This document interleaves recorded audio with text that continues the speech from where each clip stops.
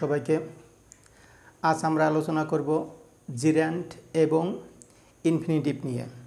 Gerund এবং infinitive is most important part in English grammar. So let's see what is the difference between gerund and infinitive. প্রথমেই দেখা যাক gerund. Gerund এবং infinitive দুটোই যেহেতু noun এবং ভার্বের কাজ করে, সুতরাং অর্থের দিক দিয়ে এদের কোনো পরিবর্তন নাই, শুধু রূপের পরিবর্তন আছে। দেখা যাক ইনফিনিটিভ। ইনফিনিটিভ হচ্ছে টু প্লাস ভার্ব এবং জিরান্ট হচ্ছে verb plus ING.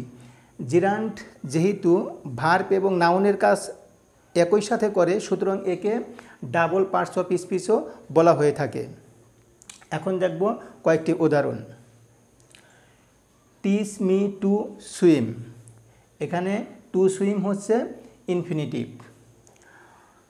Teach me swimming, এখানে ভার্বের সাথে আইএনজি, এটা হচ্ছে gerund. To see is to believe, এখানে টু বিলিভ হচ্ছে ইনফিনিটিভ। সিইং ইজ বিলিভিং, এখানে সিইং হচ্ছে gerund. To walk is a good exercise, এখানে টু ওয়াক হচ্ছে infinitive. Walking is a good exercise, এখানে ওয়াকিংটা হচ্ছে জিরান্ট।